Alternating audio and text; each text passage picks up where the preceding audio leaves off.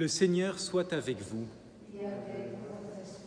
Évangile de Jésus-Christ, selon saint Luc.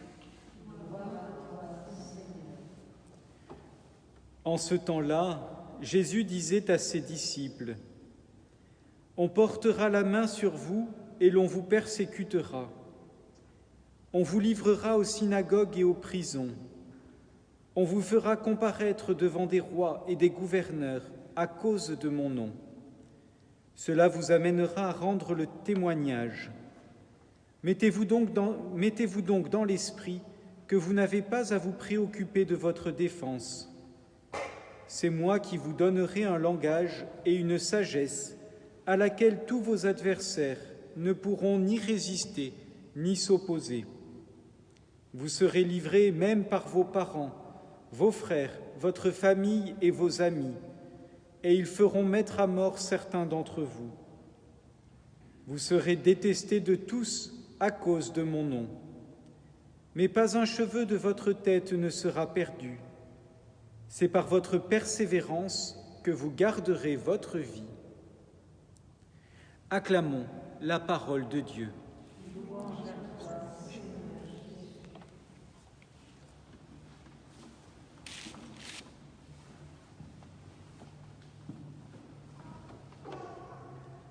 Quand on regarde les premiers apôtres, les premiers disciples, on voit bien que cette parole de Jésus s'est vraiment réalisée. Ce n'est pas eux qui se sont préoccupés de leur défense, mais ils ont mis toute leur confiance en Dieu. On peut penser par exemple à Étienne, le premier martyr.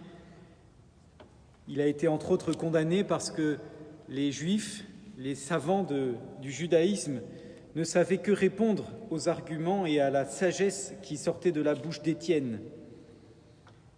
Et on pense bien sûr aux apôtres, qui sont des pauvres pécheurs, certes juifs et connaissant les Écritures, mais loin derrière les scribes et les pharisiens qui connaissaient la loi et qui savaient la mettre en pratique.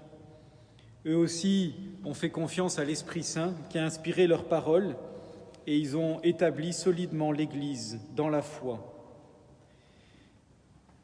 Ne pas s'appuyer sur son propre langage, sur la sagesse de son langage, eh bien c'est effectivement aussi rentrer dans une certaine forme de pauvreté.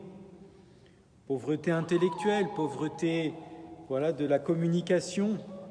Eh bien voilà, le Seigneur choisit toujours les pauvres pour faire passer son message. Alors oui, n'ayons pas peur si peut-être nous ne savons pas non plus témoigner, nous ne savons pas non plus comment faire pour transmettre la foi. Eh bien, faisons de notre mieux. L'Esprit Saint agit aussi à travers nous. Voilà, nous pouvons confier justement en ce temps, alors que bientôt vont reprendre les messes tous ensemble, justement pour confier au Seigneur toutes nos pauvretés.